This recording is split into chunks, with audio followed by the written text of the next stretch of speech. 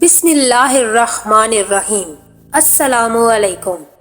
ایک دفعہ سلطان صلاح الدین ایوبی کو کھوجیوں کی طرف سے خبر ملی کہ مصر کے مغربی طرف سے پہاڑوں کے قریب ایک گھنا جنگل ہے اور اس گھنے جنگل میں بہت بڑا گڑھا ہے۔ اس گڑھے میں ایک بہت بڑا خزانہ چھپا ہوا ہے، لیکن آج تک جو بھی بادشاہ اس خزانے کو حاصل کرنے کے لیے نکلے وہ زندہ واپس نہیں لوٹے۔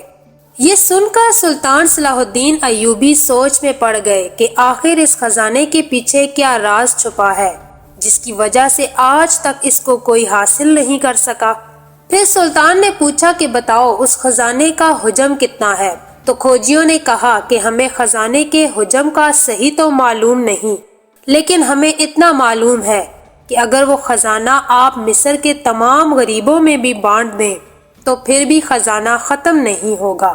یہ سن کر سلطان بڑے خوش ہوئے اور کہنے لگے کہ اب مصر کا کوئی بھی غریب آدمی غریب نہیں رہے گا، اس کی ہر ایک خواہش کو پورا کیا جائے گا، خاص کر یتیموں اور مسکینوں کے لیے لنگر خانے کھولے جائیں گے اور مدرسے کے غریب طلباء کے لیے معاوضہ مقرر کیا جائے گا۔ سلطان صلاح الدین ایوبی نے اسی وقت کھڑے ہو کر قسم کھائی کہ اگر میں نے وہ خزانہ حاصل کر لیا تو میں اس کا ایک بھی سکہ خود نہیں خرچ کروں گا اور نہ ہی شاہی خزانے میں لگاؤں گا، بلکہ سارے کا سارا خزانہ میں غریبوں میں بانٹ دوں گا۔ یہ سن کر تمام سپاہی اور کماندار حیران ہوئے، لیکن یہ حیرانگی ان کی پہلی مرتبہ نہیں تھی، کیونکہ سلطان صلاح الدین ایوبی نے کئی ایسے موقعوں پر ایسی ہی سخاوت دکھائی کہ بڑے بڑے بادشاہ بھی حیران ہو جاتے۔ سلطان خاموشی سے اپنے کمرے کے اندر چلے گئے اور جا کر اپنے قریبی جاسوسوں کو بلایا اور کہا، مجھے اس خزانے کے بارے میں تفصیل سے بتاؤ کہ وہ خزانہ کیوں چھپایا گیا، کون اس کے مالک ہیں اور وہ حاصل کرنے والے کو قتل کیوں کر دیتے ہیں۔ کھوجی نے بتایا کہ حضور، ہماری کئی سالوں کی محنت کے باوجود اور بہت سے خطرات جھیلنے کے بعد پتہ چلا ہے کہ وہ خزانہ آج سے کئی صدیاں پہلے کسی بادشاہ نے اس گھنے جنگل کے بیچ اس گڑھے میں چھپایا تھا، لیکن اتفاق کی بات یہ ہے کہ وہاں ایک قبیلہ آباد ہوا جو کہ بالکل ہماری دنیا سے ہٹ کر ہے۔ وہ قبیلہ بالکل جنگلی قبیلہ ہے، لوگوں کا رہن سہن سب کچھ ہم سے مختلف ہے اور وہ بہت ہی خونی لوگ ہیں۔ سلطان نے کہا، پھر وہ خزانے کا کیا کریں گے؟ تو اس نے کہا کہ حضور، وہ اس گڑھے کو اپنے خدا کا گھر سمجھتے ہیں، جس کی وجہ سے وہ اس گڑھے میں چھپے ہوئے خزانے کے گرد کسی کو جانے تک کی اجازت نہیں دیتے۔ سلطان نے کہا، پھر ان کو ہرانا مشکل کیوں ہے؟ تو کھوجی نے کہا، حضور، وہ اس طریقے سے اس خزانے تک پہنچنے والوں پر حملہ کرتے ہیں کہ خزانے تک پہنچتے پہنچتے جو بھی کماندار جاتا ہے اس کے سارے سپاہی مارے جاتے ہیں اور اس خزانے کے گڑھے پر موجود کمانداروں کو بھی کاٹ دیتے ہیں، اور ہم سمجھتے ہیں کہ اگر ہم نے یہ خزانہ فتح کر لیا تو ہم ان کو عبرت تک پہنچا سکتے ہیں اور ان کی عیاشیوں کو بھی ختم کر سکتے ہیں، جس سے لوگوں کی مائیں اور بہنیں محفوظ ہو جائیں گی۔ لیکن یہ لوگ بہت ظالم ہیں اور ان کے اس ڈر کی وجہ سے اب اس خزانے پر حملہ کرنے کی کوئی بھی کوشش نہیں کرتا، کیونکہ اکثر کمانداروں اور بادشاہوں کی لاشیں تک بھی نہیں ملتی، یہ ان کی لاشوں کو بھی کھا جاتے ہیں۔ یہ سن کر سلطان کسی سوچ میں پڑ گئے اور علی بن سفیان کو اپنے پاس بلایا اور کہا کہ میں تمہیں ایک ایسی تدبیر بتاتا ہوں جس سے ہم اس خزانے کو بھی حاصل کر لیں گے اور ان قبیلے والوں کو بھی سبق سکھائیں گے۔ علی بن سفیان بڑے حیران ہوئے کہ آخر حضور اتنے بڑے قبیلے کو جو کہ اتنا چالاک اور جنگل کی ایک ایک چیز، ایک ایک راستے کو اچھی طرح سے جانتا ہے، ہم اس نئے جنگل میں کس طرح اس قبیلے کو ہرائیں گے؟ تو سلطان نے علی بن سفیان کو کہا کہ تم رات کی تاریکی میں جاؤ، جب وہ قبائل والے سو جائیں گے تو مختلف جگہوں پر سپاہیوں کے مجسمے کھڑے کر دو، اور جب ہم وہاں اس خزانے کو تلاش کرنے کے لیے پہنچیں گے تو وہ ان مجسموں کو انسان سمجھ کر ان کے گلے کاٹ دیں گے۔ جیسے ہی وہ ان مجسموں کے گلے کاٹنے کے لیے ان کی طرف بڑھیں گے، انہی مجسموں کے نیچے جھاڑیوں اور درختوں کے پتوں میں چھپے ہوئے سپاہی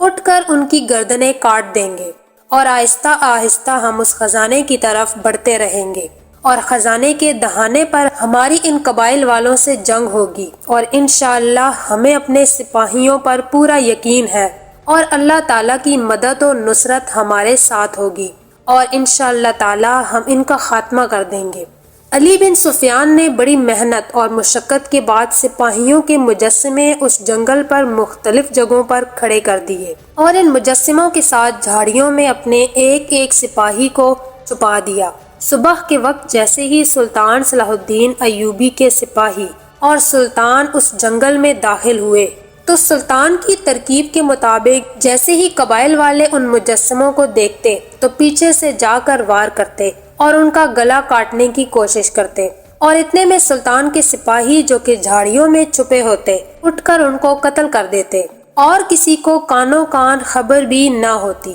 اور اسی طرح سلطان صلاح الدین ایوبی اس گڑھے کے دہانے پر پہنچ گئے۔ وہاں بہت سارے سپاہی موجود تھے اور ان کے قبیلے کا سردار بھی موجود تھا، جو کہ شکل سے بہت بھیانک لگتا تھا کیونکہ یہ اس دنیا سے بالکل مختلف تھے۔ سلطان نے اس سے کہا کہ تم ہمیں یہاں سے خزانہ لے کر جانے دو، ہم تمہارے خدا کے گھر کو کچھ نہیں کہیں گے، صرف خزانہ نکال کر چلے جائیں گے، لیکن اگر تم نے آگے سے مزاحمت کی تو ہم تمہارے ان سپاہیوں کی طرح تمہاری گردنیں کاٹ دیں گے اور خزانہ بھی لے جائیں گے۔ ان کے سردار نے کہا، بہت دیکھے ہیں تیرے جیسے، سلطان آج میں تجھے تیرا خدا یاد کروا دوں گا، اور سلطان تیری لاش کے اتنے ٹکڑے کروں گا کہ تیرے سارے سپاہی سمیٹتے سمیٹتے تھک جائیں گے۔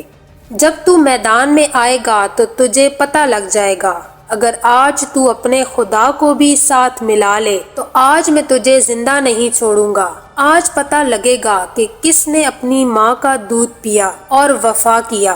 ارے سلطان، تو میرا ایک تھپڑ بھی برداشت نہیں کر سکے گا، اپنے سپاہیوں کو لے کر یہاں سے بھاگ جا۔ پھر اس نے کہا، ہم اپنی جان تو دے دیں گے لیکن اپنے خدا کے گھر کو کچھ نہیں کہنے دیں گے۔ سلطان نے اپنے سپاہیوں کو حکم دیا کہ ان پر حملہ کر دو۔ اسی وقت جنگ شروع ہو گئی اور کافی دیر تک سلطان کے سپاہی اور اس قبیلے کے لوگ آپس میں گتھم گتھا رہے۔ یہ لوگ انتہائی مہارت سے لڑنا جانتے تھے اور تلوار بازی میں بھی ماہر تھے، لیکن مسلمانوں کے ساتھ اللہ کی مدد تھی۔ یہ گمسان کی جنگ کافی دیر تک جاری رہی، لیکن اس کے بعد سلطان صلاح الدین ایوبی کے تمام سپاہیوں نے ان تمام قبائل والوں کے سر کاٹ دیے، اور اس کے بعد سلطان نے اپنے سپاہیوں کو حکم دیا کہ یہاں سے خزانہ نکالنا شروع کر دو۔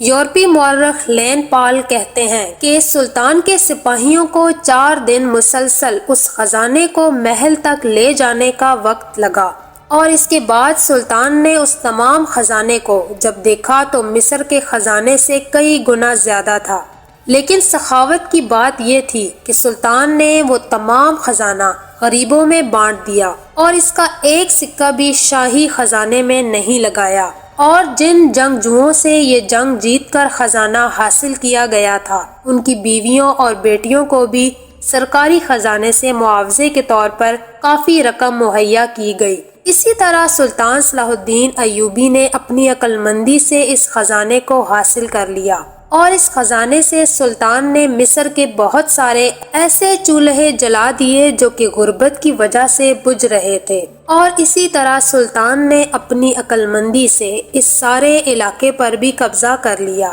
معزز ناظرین، اگر آپ کو ہماری یہ کہانی پسند آئی ہے تو برائے مہربانی ہمارے چینل کو سبسکرائب کریں، ہماری ویڈیو کو لائک کریں اور شیئر کر کے کمنٹ سیکشن میں اپنی قیمتی رائے سے آگاہ ضرور کریں۔ شکریہ۔